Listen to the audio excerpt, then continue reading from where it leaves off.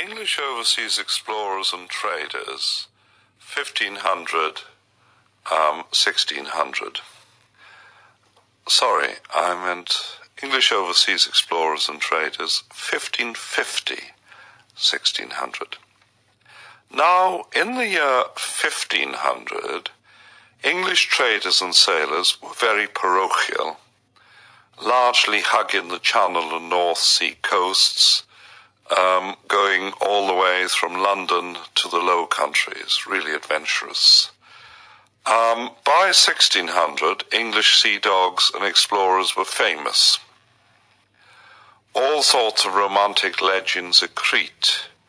The sea dogs of Elizabethan England, Good Queen Bess as their lady patron, the Spanish Main, robbing Spanish galleons, fighting wicked Spanish papists, etc., etc.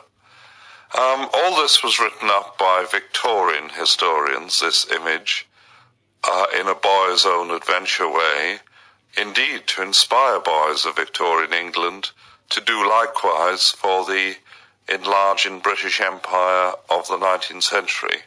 The Victorians felt a sort of kinship with the Elizabethan sea dogs, felt they were the pioneers. This romantic picture, of course, we wouldn't quite accept these days.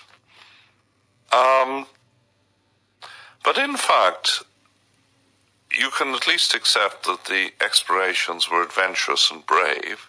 They were prompted, however, by something much more prosaic. The slow collapse of the Antwerp market for English wool and cloth, 1551, 1581. The English could no longer complacently just sail across to Antwerp and unload their woolen cloth easily as they had been doing up till then. So they had to look further afield. England was overwhelmingly dependent in foreign trade in Antwerp, you see.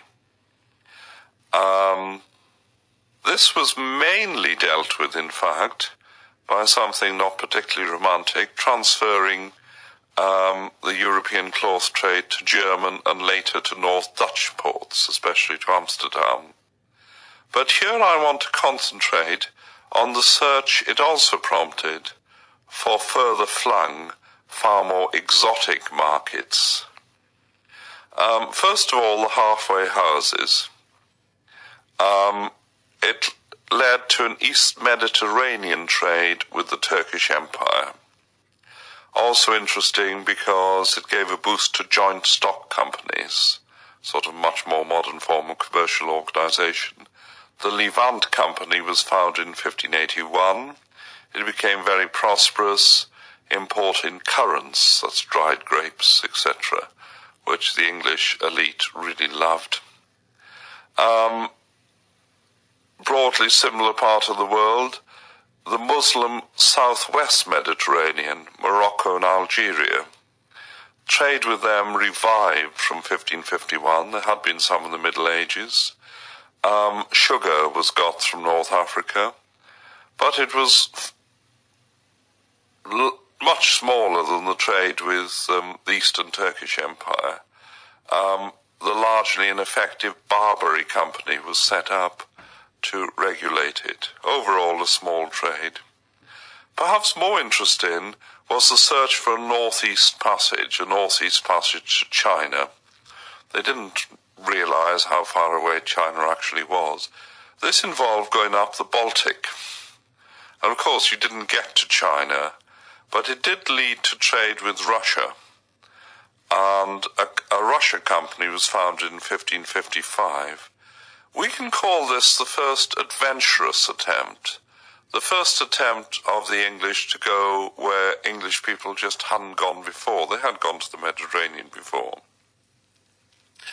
Willoughby and Chancellor, advised by the ancient Italian Sebastian Cabot in 1553, mounted the first expedition over there. They made their way to Moscow, the Moscow of Ivan the Terrible, and they managed to survive, which was a feat in itself. And eventually the Muscovy Company was formed. This was, in the 1550s, was the first joint stock company. the first of these modern sorts of organization. But its role was still limited and short-term. Trade with Russia was modest and prosaic, but useful. Tallow, wax, cordage, flax, and hides were bought from them. Now we come to the transoceanic voyages and explorations. These are impressive and romantic. But also ruthless and bloody.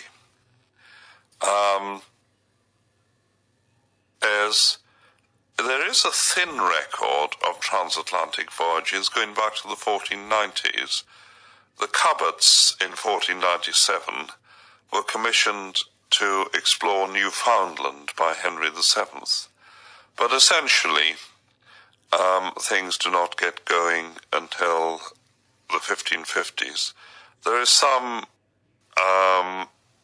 trade with West Africa based on Plymouth by William Hawkins in the 1530s. He buys peppers there and brings them back. Peppers were very important in those days because it was hard to keep meat fresh. And he also went to Portuguese Brazil to buy dyewood. But this was small. The first slave trader, which became a very prosperous English trade, was James Locke in 1555. He brought black slaves back to England. But the real advances were under Elizabeth from the 1560s onwards, if you can call a slave trade an advance. William's sons, the famous Hawkin brothers, established the triangle of trade, or sketched out rather than established is better, breaking into the Spanish monopoly of South America. The English went to West Africa, traded rather more modern goods with the indigenous chiefs, got slaves in return, sold them to the Spanish colonists in the New World, which was against the Spanish monopoly, and brought spices and sugar back. There was also an attempt to find the Northwest Passage to China through the Arctic, which naturally didn't work, but it got people to know North America, got the English to know North America better. This culminates in the most famous of all these attempts, Francis Drake's circumnavigation of the globe in 1577-80. He goes to South America, he goes to the Philippines, and to what's now Indonesia, challenging the Spanish and Portuguese forts and colonies there. He establishes trade with the Sultan of Moluccas in what's now Indonesia, buying peppers and bringing them back, from which he makes a huge profit. He also, on the way, in just as little diversion, goes to what is now California.